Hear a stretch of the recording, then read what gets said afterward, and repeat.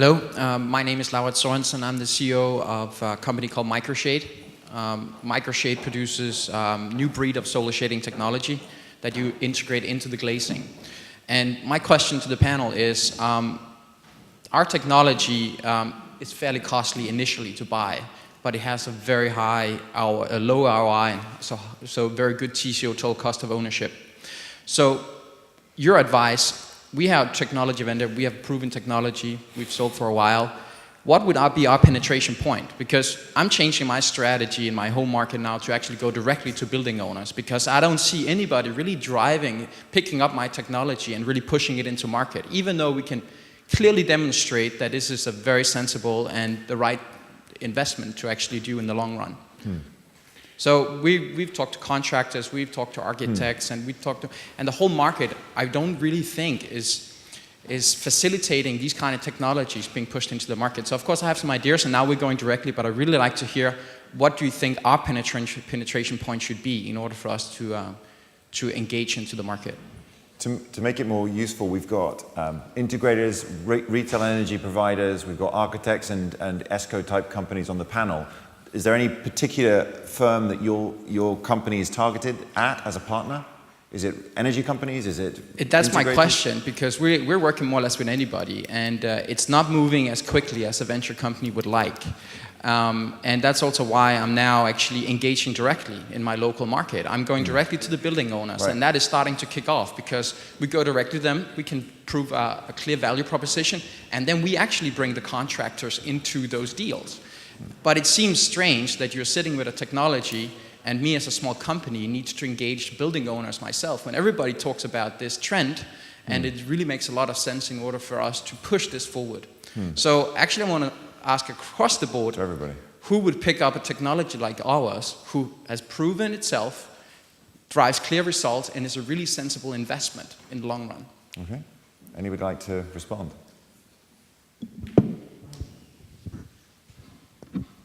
Okay. I think basically you have two ways. We've been selling micro CHP generation systems through utilities in Germany, for example. You can ask utilities maybe in different countries and you may convince them that your cost of energy and your performance is the right one they need for the market, and they can help you installing them, home by home or building by building.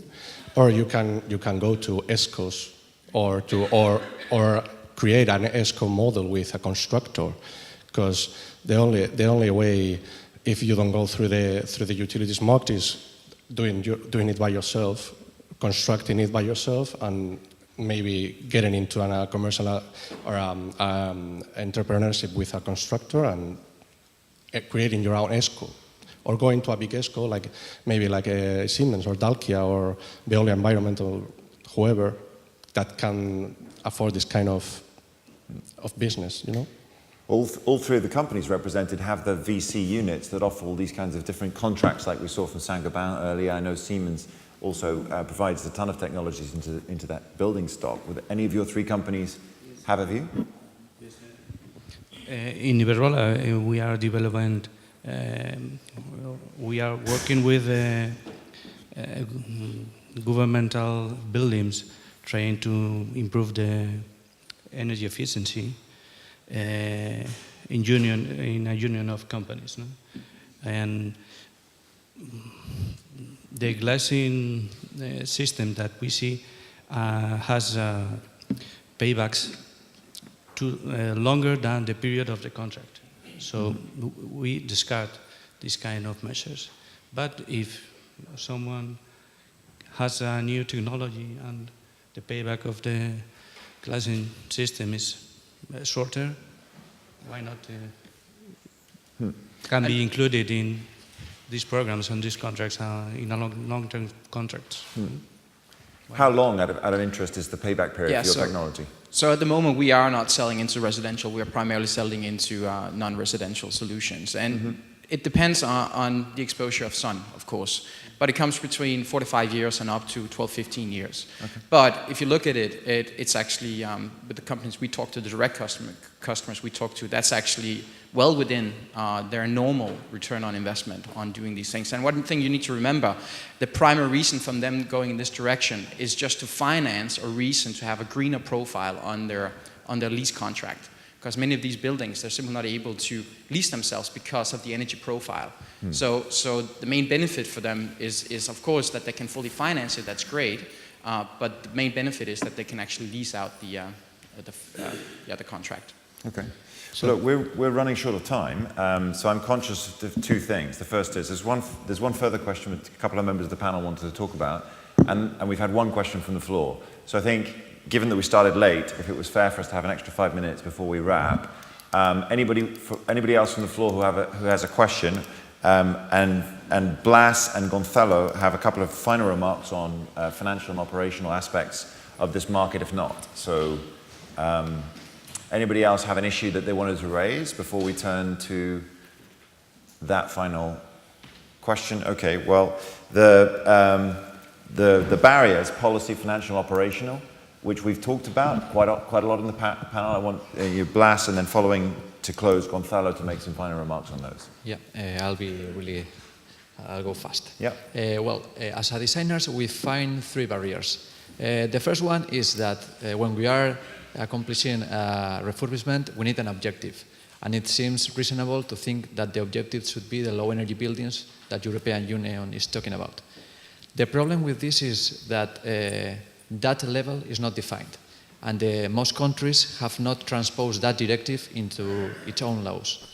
And this is another problem because each country has they can transpose it as they want. So it seems reasonable to have, if we have one directive, European directive, and we are in the one European Union, to have the same regulations and maybe with different objectives that could go depending on the climate. The second barrier could be that in northern climates, when we are doing this type of renovation, the payback of these strategies and of these renovations are quite short. But when we are, for example, in the Mediterranean climate, the energy savings that we will have in the gas bill are going to be really low, because there are even countries where we don't even use heating systems. So we need to find other ways of increasing the demand, or maybe some financial helps of other type, or maybe changing some laws so we can use the building in different ways, or offering new solutions. And we think that this is currently a barrier. And the third one, and I think that is the hardest one and goes a little bit with the question that he have done, is the lack of the demand. There is not a real demand from the people because of the acknowledgement of the benefits that we can achieve with the energy renovation. When we are renovating a house and when we install an elevator, it's easy to see the difference. Before, we needed to go up by the stairs, and now we have an elevator. But it seems that the real benefit of the energy refurbishment is just the energy bill reduction, and it's not, because one of the, well, it is an important factor, but at the same time we gain comfort, thermal comfort, and we gain in sanity. We are getting rid of the fungus, we are getting rid of the condensations.